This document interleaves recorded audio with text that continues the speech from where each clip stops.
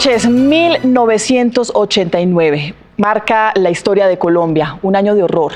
El narcotráfico le declara la guerra al Estado con carrobombas, con crímenes selectivos. Nos acompaña Javier Ayala, él es periodista toda su vida, además exdirector del Noticiero Nacional, en ese año doloroso en el que el narcotráfico quiso arrodillar a todo un país. Javier, buenas noches. Gracias por aceptar la invitación. Gracias, Mónica. Javier, hay que empezar preguntándonos por qué 1989, por qué ese año, qué tiene en particular ese año que se convierte en un calvario para Colombia. Sí, yo creo que en la historia del terrorismo en Colombia, pues 1989 pues ocupa el renglón principal. Yo creería que ese año fue como el escogido para tratar de someter al Estado.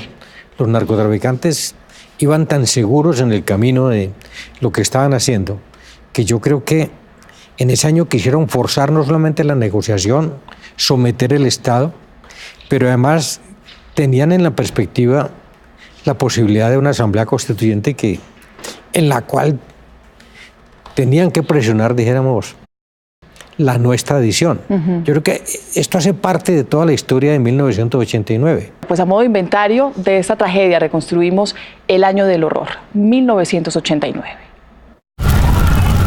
En el vasto y feroz inventario de nuestras violencias en 2 siglos de historia, 1989 resulta tan infame que merece capítulo aparte.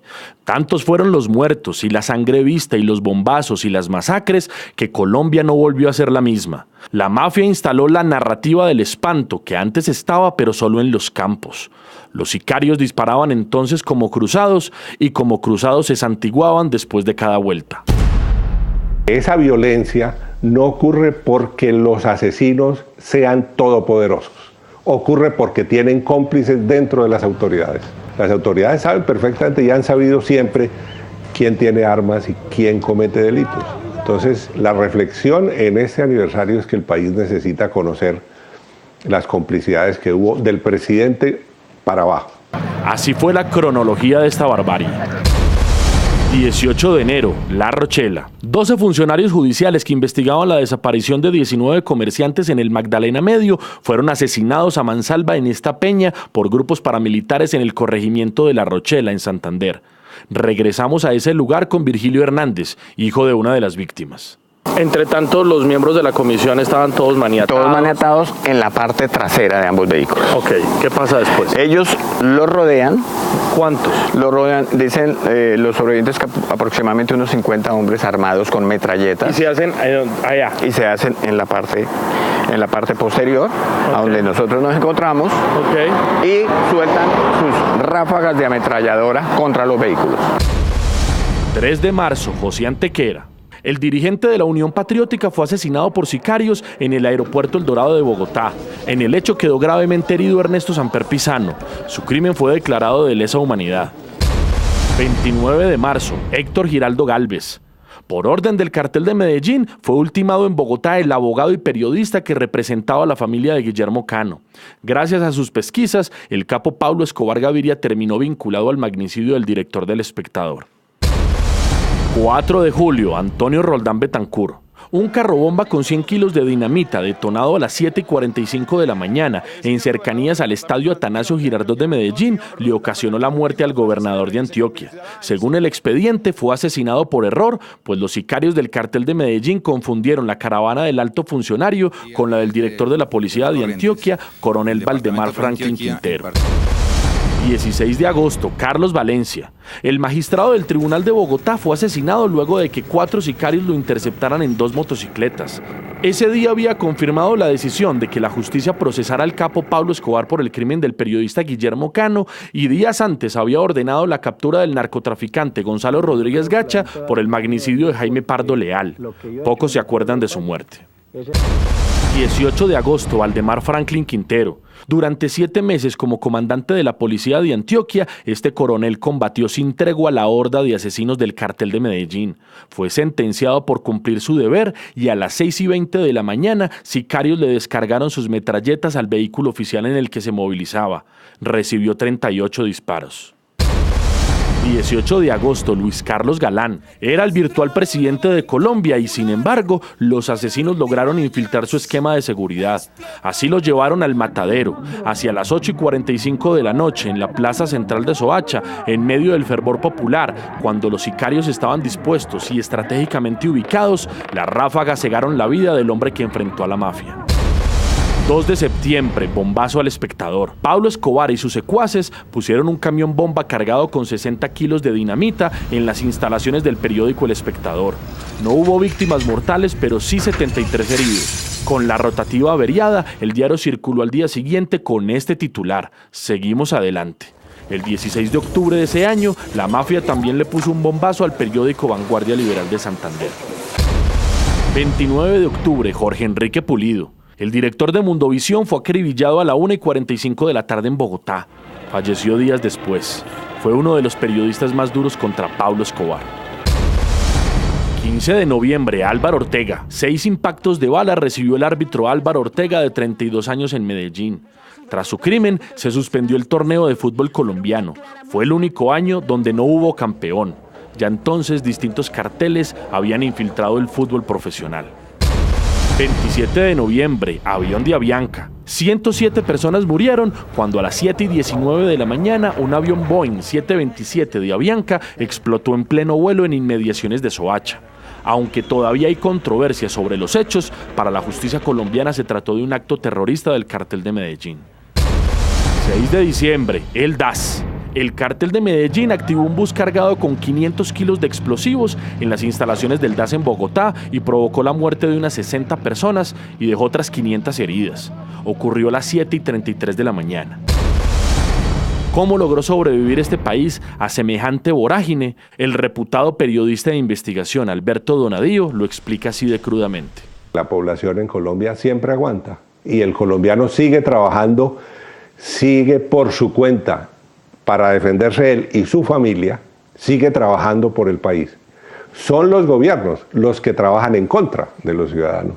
Nos tenemos que renovar. Juan David Laverde, Noticias Caracol. Y vamos a cambiar. Y resistimos a 1989, Javier. Ahí hacíamos un recuento, en general unos 12 casos gravísimos de lo que ocurrió. Sí, si tendríamos que sumar también otras pequeñas cosas que pasaban en cada rincón del país. Pero ¿cuál es su lectura del papel del Estado en ese año? ¿Qué pasaba con Colombia? ¿Qué pasaba con el gobierno, con la gobernabilidad? ¿Debilidad, complicidad, incapacidad? Yo creo que buena parte del Estado está infiltrado por el narcotráfico. Yo creo que no era el gobierno como tal, no había un gobierno al servicio del narcotráfico. Yo creo que no, históricamente se puede demostrar.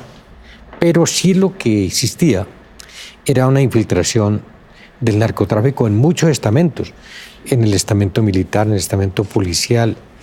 El narcotráfico estaba corrompiendo a muy buena parte de la sociedad, de tal manera que es un año en el cual el Estado estaba a punto de rendirse, pero lógicamente había personas como Luis Carlos Galán, por ejemplo, que tenía muchas posibilidades de ser presidente y que era categórico enemigo de los narcotraficantes, del narcotráfico como política, de tal manera que el símbolo en contra del cartel de Medellín, el cartel de Cali, el contra del narcotráfico, era Luis Carlos Galán.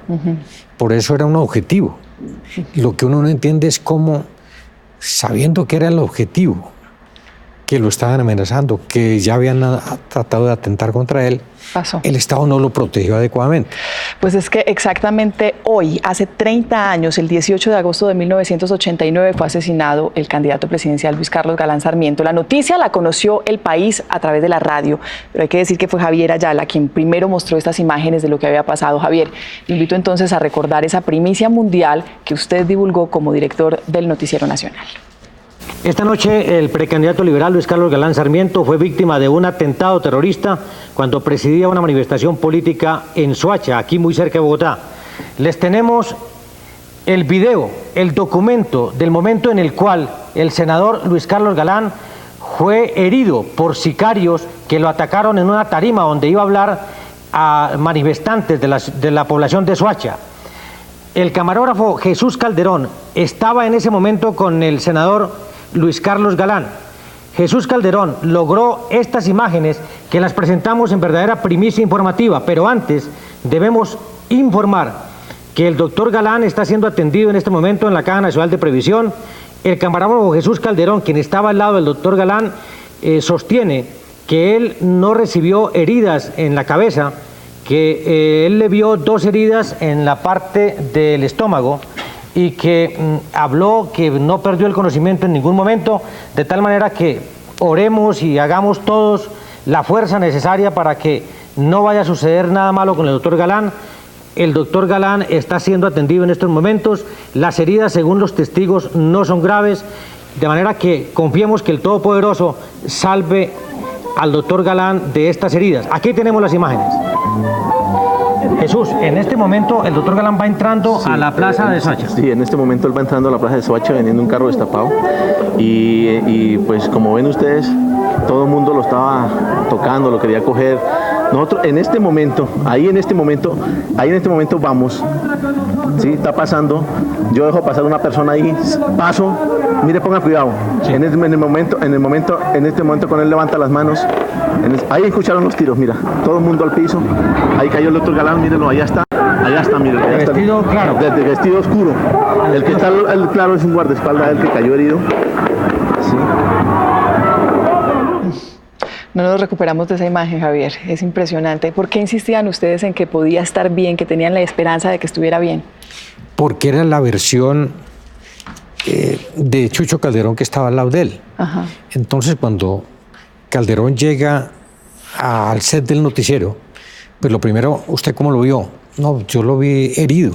Habló con él, yo logré hablar con él. Entonces, lógicamente, había mucha esperanza de que si la persona que estaba al lado lo veía herido, había hablado con él, pues teníamos la esperanza de que solamente estuviera herido, que fuera atendido adecuadamente. Pues revivir ese episodio de nuestra historia es revivir también el trágico momento en que sectores del Estado, altas esferas del poder, habían sido permeadas por el narcotráfico. Marcela Pulido reconstruyó lo que ocurrió con los que lo vivieron y con los que lo sufrieron. Galán presidente era la consigna. Una ola humana con pancartas y ovaciones recibía en Soacha a Luis Carlos Galán Sarmiento, precandidato presidencial. Ya se presagiaba su victoria.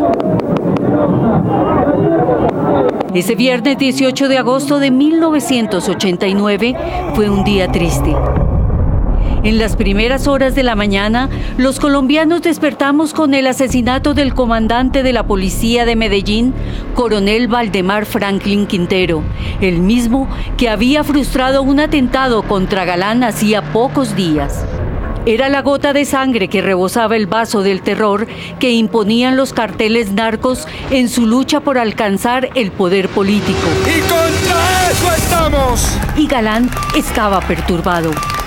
Él me dijo que él tenía como que presentía algo. Me dijo, Chucho, es ahora o nunca. Yo no me voy a acobardar ante ellos, miedo no les tengo. Ese carretico me mostraba sufragios y cosas como para que yo me atemorizara. Y yo, no, nada, yo voy con usted, vamos para adelante. Jesús Calderón, su camarógrafo de campaña, uno de sus más cercanos colaboradores, revive el minuto a minuto detrás de su cámara. Esa noche, la caravana del candidato presidencial Luis Carlos Galán entra por este costado de la plaza de Soacha. Va en una camioneta descapotada, aquí lo rodea la multitud, no pueden avanzar más. Los escoltas deciden bajarlo, está a escasos 12 metros de la tarima. Va rodeado de sus escoltas y lleva puesto un chaleco antibalas que le queda corto. Cuando va a saludar a la multitud, levanta los brazos y una ráfaga de disparos lo recibe en la parte baja del abdomen. El candidato cae. En la agenda de bolsillo de Galán quedaron de su puño y letra tachados los compromisos determinados como peligrosos. Agendados quedaron Soacha esa noche y Villeta al día siguiente, una cita que nunca pudo cumplir.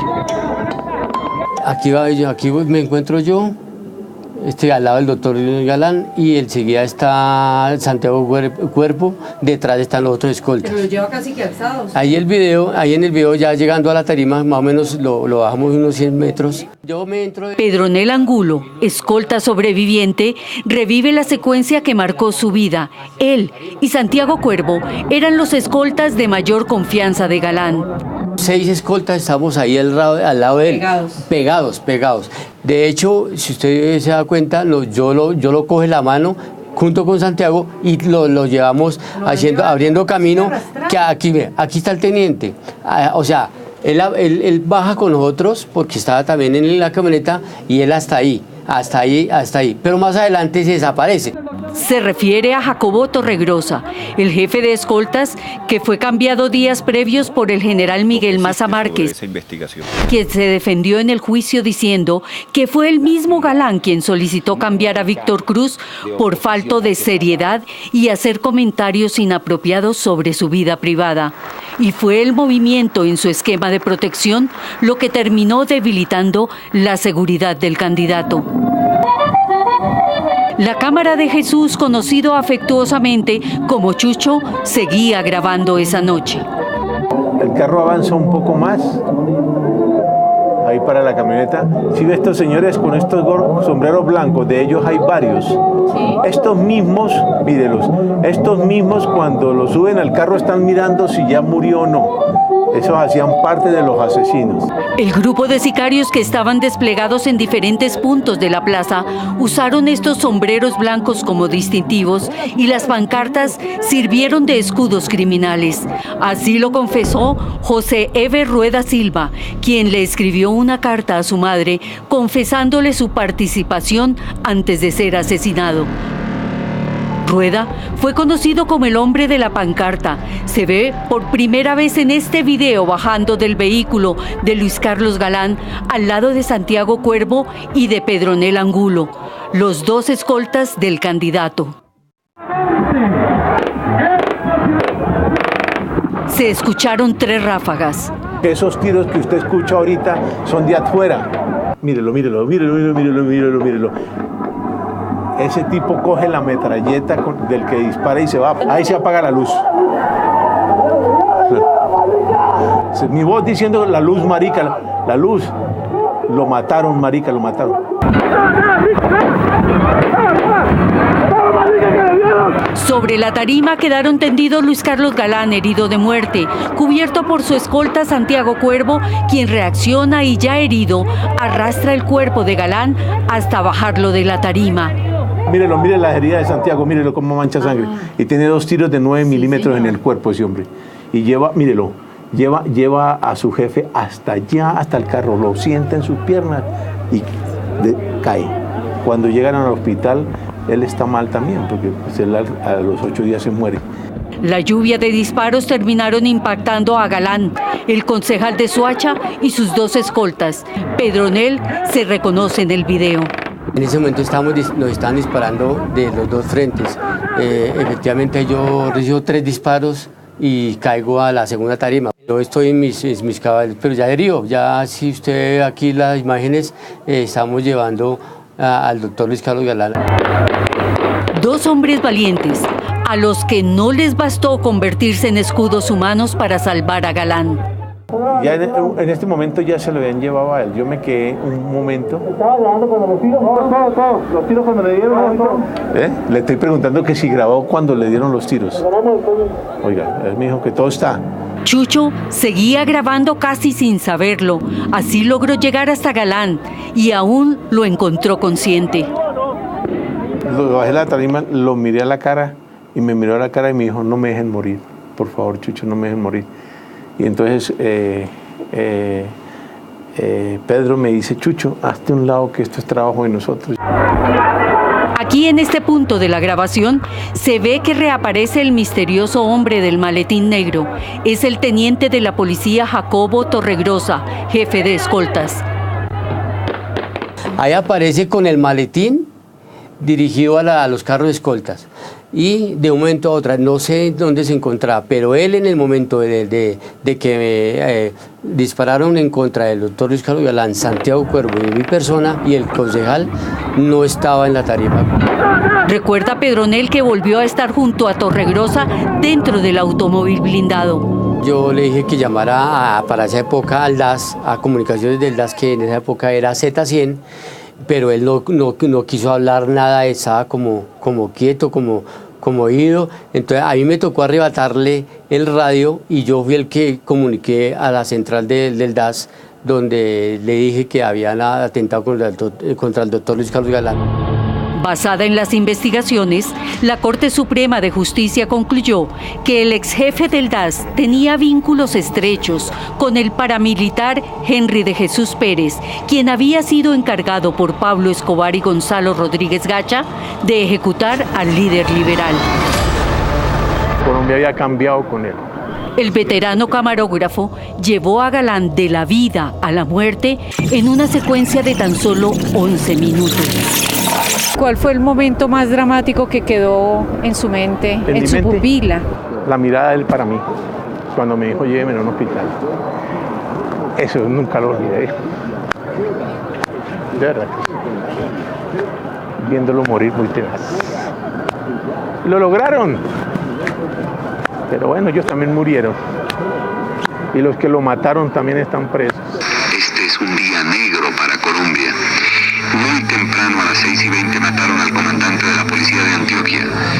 Y cerramos la noche diciéndoles que mataron al senador y precandidato liberal Luis Carlos Galán. ¡Justicia! ¡Justicia! Esta pieza de video es una ficha en la memoria visual del rompecabezas llamado Colombia, donde un líder, un profeta que quiso sembrar democracia en medio de un desierto sediento de paz, escribió: Colombia es un país que todos los días está al borde de perecer. Luis Carlos Galán.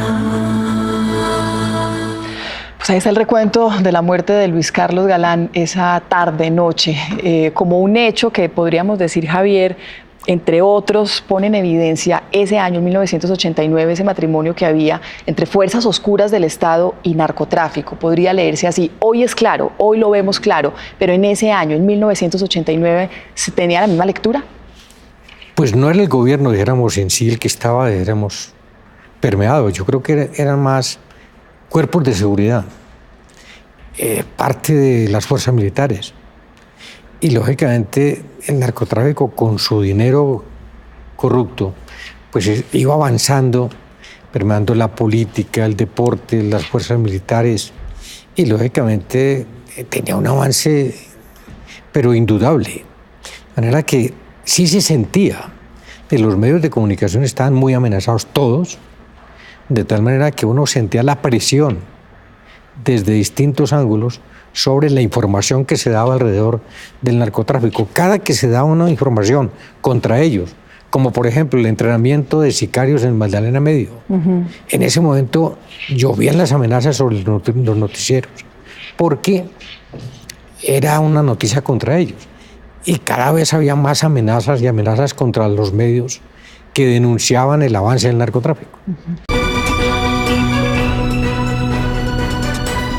Continuamos con nuestro especial 1989, el año del horror, haciendo énfasis en el crimen de Luis Carlos Galán, ocurrido exactamente hoy, hace 30 años. La investigación por la muerte del líder del nuevo liberalismo, Luis Carlos Galán, ha tenido ires y venires. Durante 20 años, decenas de declaraciones y pruebas técnicas estuvieron arrumadas en viejos anaqueles de la Fiscalía, hasta que una fiscal halló una huella digital que le permitió destrabar el expediente que ya tiene a un exministro de Justicia y a un exdirector del DAS condenados. Esta es la historia de un crimen de lesa humanidad. Pablo, este tipo dijo la verdad en 1992 y está diciendo la verdad. Esta convicción llevó a esta experimentada fiscal a iniciar una búsqueda titánica del hombre que para ella era el depositario de los más oscuros secretos del plan criminal contra Luis Carlos Galán. Su búsqueda, que inició en el 2013 con una huella dactilar hallada en un polvoriento expediente de los muchos que para la época le abrieron al narcotraficante Pablo Escobar, le tomó 1 año y medio. Encontramos un proceso relacionado con los hechos de Pablo Escobar y empezamos a hojearlo. Era un proceso ya lleno de ácaros, las hojas no se podían tocar muy duro porque se podían destruir. Estaba en un estado lamentable. Nosotros aquí la logramos reparar colocándole cinta, cogiéndola con mucho cuidado porque esto ya estaba roto, poco legible. Nos tocó casi que usar lupas para poder mirar y constatar todo lo que decía en la declaración. Y efectivamente, esta fue como la pieza clave. Yo diría que fue la pieza clave para reactivar la investigación. Una vez ubicado, el hombre que resultó ser Jairo Lozada Ramos, integrante de los Pepes y escolta de los hermanos Galeano, socios criminales de Escobar, le dio a la fiscalía la hoja de ruta para desempolvar el caso por el crimen de Galán. Su principal confesión fue la alianza entre el narcotráfico, la política y la policía para exterminar al jefe del nuevo liberalismo. Él decía que había una nómina y dentro de la declaración incluso señala cuánto ganaba un capitán, cuánto ganaba un mayor, y de acuerdo al grado, pues les iban dando diferentes sumas. De la existencia de esa nómina paralela nacieron las dudas frente a las fallas del esquema de seguridad asignado a Galán el 18 de agosto de 1989. Las inconsistencias en versiones de uniformados como el comandante de la policía en Soacha, el mayor Luis Felipe Montilla, sugerían según la fiscal que todo había sido planeado. Estos planos inéditos del proceso así lo probarían. Si miramos la policía, si fue que la hubo, mire dónde estaba ubicada la policía, en la parte de atrás de donde estaba el doctor Luis Carlos Galán. Es decir, quedó todo despejado, absolutamente la plaza despejada, que fue por donde entraron los sicarios y tuvieron toda la capacidad logística para poderle disparar al doctor Luis Carlos Galán cuando él levanta los brazos. La investigadora revela incluso un hecho que prueba aún más que fue un crimen en el que participaron agentes del Estado. Jacobo Torregrosa, el jefe de escoltas, es protagonista. El DAS le comenta, o el jefe de seguridad del DAS, del dispositivo, les cuenta, les dice a estos, a los de la policía, les dice, el doctor Luis Carlos Galán va a llevar un chaleco antibalas que no le va a cubrir toda la parte. Cuando él levante los brazos, toda la parte del abdomen de él va a quedar descubierta. Y efectivamente, todas las heridas del doctor, todas fueron sobre el abdomen. Le tomó 6 meses estudiar el proceso que durante 20 años no arrojó resultados. Entre sus hallazgos estuvo la de la desviación del crimen, una estrategia usada en esa época para despistar no solo en crímenes como el de Galán, sino en crímenes como el de Carlos Pizarro y Bernardo Jaramillo. Buscaban personas que tuvieran antecedentes penales, es decir, que fueran muchachos que habían sido condenados por homicidios, que tuvieran antecedentes penales para que fuera más creíble que efectivamente estos muchachos habían estado, o estas personas habían estado involucradas también en ese homicidio. Hace 6 años, cuando el expediente llegó a sus manos, solo existía la condena en contra del exministro Alberto Santofimio Botero y John Jairo Velázquez Vázquez, alias Popeye, que a su juicio no eran suficientes. Primeros 20 años realmente hubo una lacónica investigación. No fue nada realmente lo que se halló. Una de sus grandes frustraciones es no haber logrado identificar a este policía que se ve en este video jamás antes visto, recibiendo un arma justo debajo de la tarima donde fue asesinado el líder político. Las pruebas que recogió recorriendo el país las esconden estos amarillentos expedientes que reflejan el paso de los años y que explican por qué asesinaron a Luis Carlos Galán. Porque él en ese momento se estaba volviendo un estorbo. Era la piedra en el zapato de muchos, de los políticos y de los narcotraficantes. Acordémonos que una de las banderas y férreas banderas del doctor Luis Carlos Galán Sarmiento fue luchar contra el narcotráfico y defender la extradición como una herramienta eficaz para eliminar ese flagelo, como él lo llamaba, tan terrible que estaba azotando a este país en esa época. El hombre de la huella que le reveló a la justicia los secretos más profundos del plan contra Galán y que se convirtió en testigo protegido de la fiscalía, desapareció hace 2 años sin dejar rastro, luego de advertirle a los investigadores que sentía miedo. Desapareció hace 2 años, Javier. Han pasado 30 años después de la muerte de Luis Carlos Galán. No es un caso cerrado. No puede estar cerrado porque es que toda la investigación fue muy deficiente. Entonces, pues como lo indica el informe, no puede ser cerrada una investigación que tiene tantas fallas, tantos huecos.